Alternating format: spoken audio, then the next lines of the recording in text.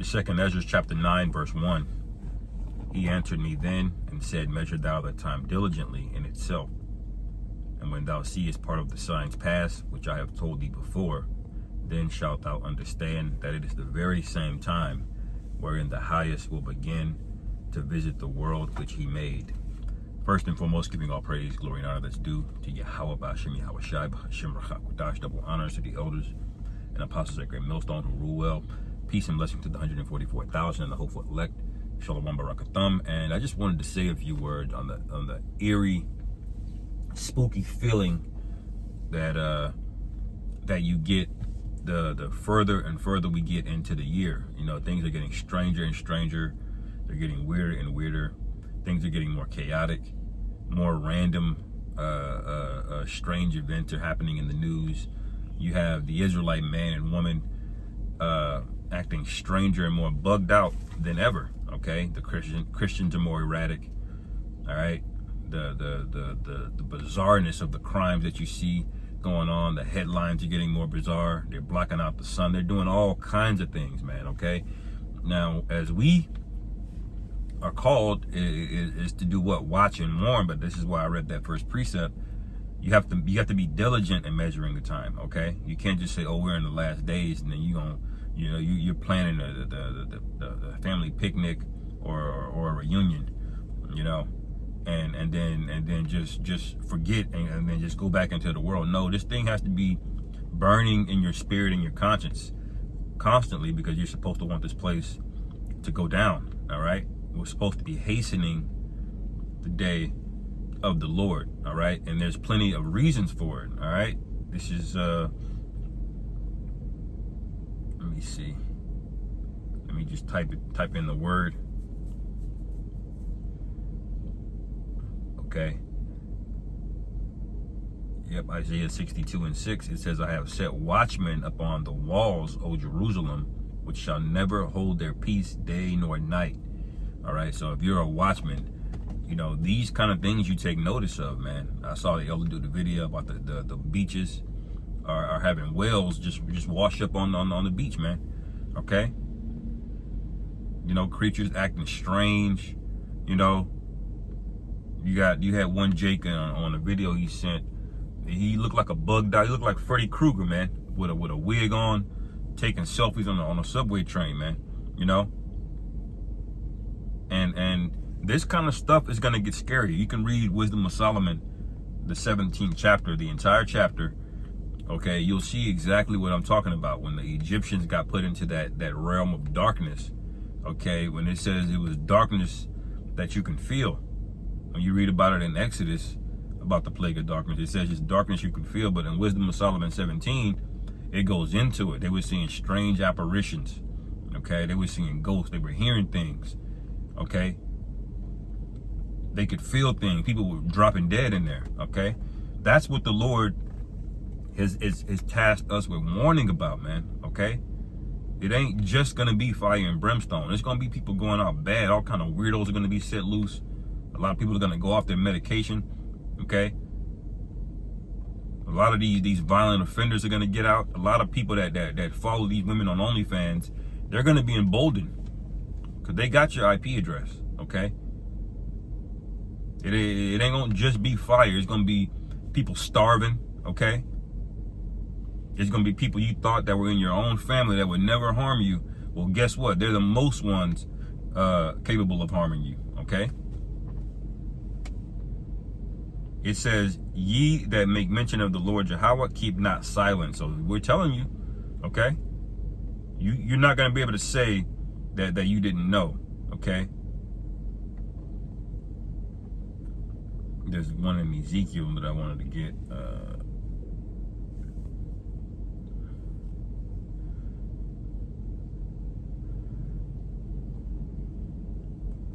Let me go to it.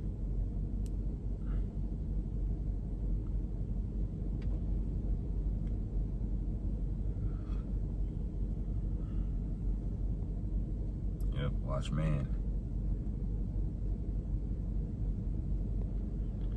Okay, this is Ezekiel chapter 3, verse 17. It says, I have made thee a watchman unto Israel. Therefore, hear the word at my mouth and give them warning from me. Okay? So this is from the Most High.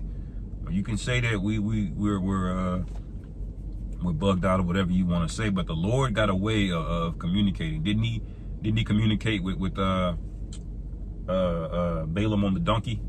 Okay, he had a donkey open his mouth and speak to warn him. Okay, that he was bucking up against an angel.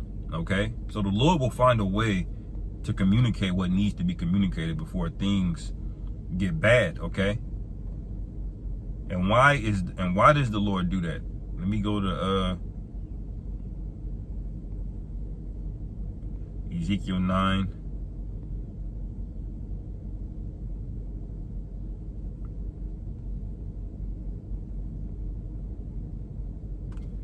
Verse 4, it says, and the Lord Yahweh said unto him, go through the midst of the city, through the midst of Jerusalem, and set a mark upon the foreheads of the men that sigh and that cry for all the abominations that be done in the midst thereof. Why do you need a mark for the individuals that are crying out against the wickedness here? So the angels know who not to destroy. Okay, it says verse 5, and to the others he said in mine hearing, go ye after him and through the city and smite, let not your eyes spare, neither have ye pity.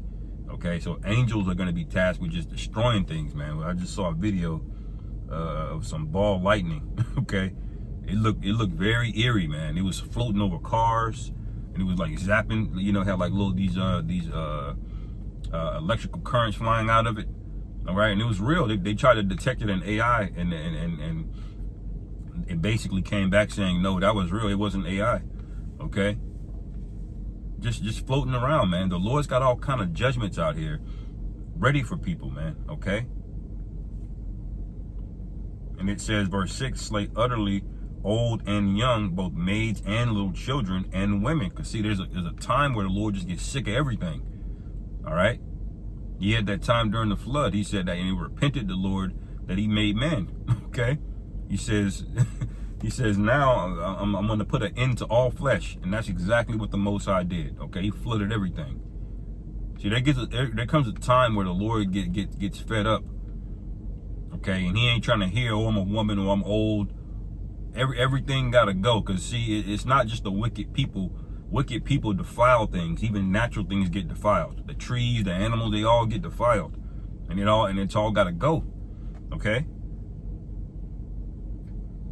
It says, but come not near any man upon whom is the mark, and begin at my sanctuary. So a lot of these bugged out Israelites, these so-called Negroes, Latinos, and Native Americans, y'all got a horrific judgment waiting for you, because you can't be told nothing.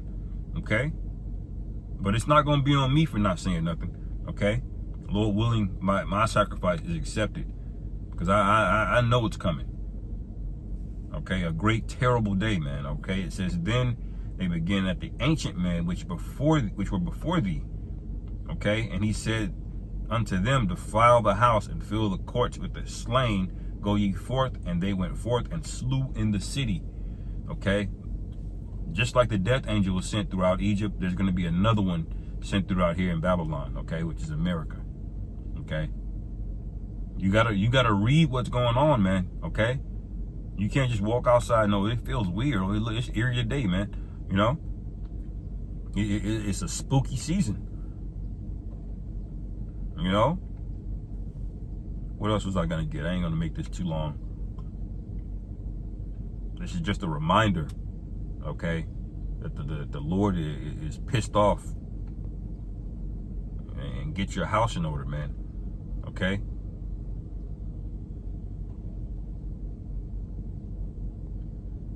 I'll end it here. Zephaniah 1 and 14. The great day of the Lord Yahweh is near.